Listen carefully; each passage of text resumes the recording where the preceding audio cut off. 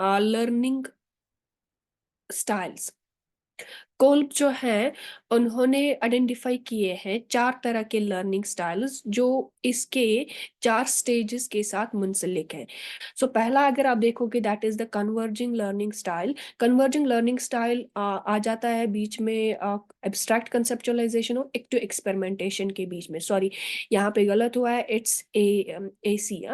It's abstract conceptualization and active experimentation. तो यहाँ पे जो बच्चा इन्वॉल्व होता है, he is involved in the tasks like problem solving tasks and he is trying to make the decision. मतलब abstract conceptual idea के बाद वो उसमें काम करना स्टार्ट करता है, he is doing the things.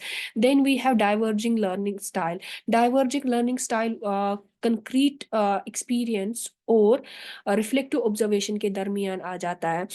यहाँ पे बच्चे बच्चे में कंक्रीट मतलब बच्चा जब किसी चीज के साथ एनकाउंटर हो जाता है, he experiences then and then he reflects on that.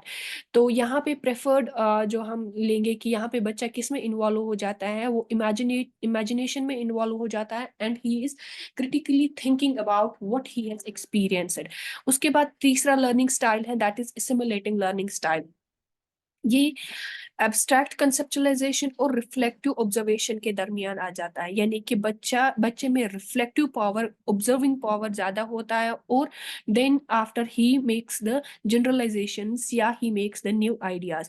यहाँ पे जो प्रेफर्ड टास्क्स हैं वो है कि बच्चे को थ्योरेटिकल अंडरस्टैंडिंग ज्यादा हो जाती है and he is trying to make the new generalizations, new theories on the basis of the analysis which he has done in the reflective observation.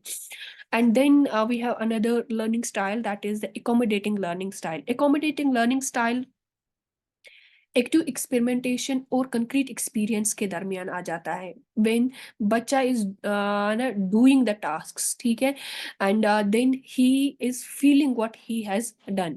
सो यहाँ पे क्या होता है, हैंड ऑन एक्सपीरियंस बच्चे को मिल जाती है एंड प्रैक्टिकल एप्लीकेशंस बच्चे को हो जाती है, जो एकोमोडेशन में आ जाता है, ठीक है। सो उसके बाद आप लोगों को है कि इसका एप्लीकेशन जो कोल्ब की एक्सपेरिमेंटल एक्सपीरियंशियल लर्निंग थ्योरी है, इसकी एप्लीकेशन क्या है इन एजुकेशन। अगर हम देखेंगे, we as educators we incorporate this experiential learning theory in our teaching learning process by actively involving the students, या उनको हम एक्टिविटी देंगे। मतलब इस एक्सपीरियंशियल लर्निंग थ्योरी के बेसिस पे हम रिकॉग्नाइज कर सकते हैं कि उनके लर्निंग स्टाइल्स कौन कौन से हैं, जब हमें इस चीज की कोल की एक्सपीरियंशियल लर्निंग की नॉलेज होगी। तो प्रोफेशनल डेवलपमेंट में हमें ये काम आ जाता है। लाइक अगर हमें पता चलेगा कि जो हमारे एम्प्लॉयज़ हैं, वो किस किस्म के एम्प्लॉयज़ हैं, उनकी लर्निंग कैसे हो रही है, तो हम ज़्यादा से ज़्यादा उसी पे फोकस करेंगे जब हमें पता चलेगा कि हमारे जो एम्प्लॉयज़ हैं वो कौन सा लर्निंग स्टाइल फॉलो कर रहे हैं। इसीलिए इसी तरीके से कैरियर प्लानिंग में हमें हेल्प हो जाती है। मतलब लाइक अगर मुझे इस कोल्ब एक्सपीरियंशियल लर्निंग थ्योरी के बारे में जब पता चलेगा आप लोगों को, तो आप अंडरस्टैंड करोगे कि आप लोगों का कौन सा प्रेफर्ड लर्निंग स्टाइल है और आप उसी के बेसिस पे अपनी कैरियर चॉइसेस बनाओगे। इसी तरीके से टीम बिल्डिंग, टीम बिल्डिंग में हमें ये काम आ जाता है कि एक लर्नर किसी एक लर्निंग स्टाइल को फॉलो करता है, दूसरा किसी दूसरे को फॉलो कर सकता है, तो हम कोलैबोरेट कर सकते हैं ताकि हम कोलैबोरेशन में काम कर सके और we will give something fruitful, ठीक है। So this is all about the Kohlberg's learning theory. Happy learning.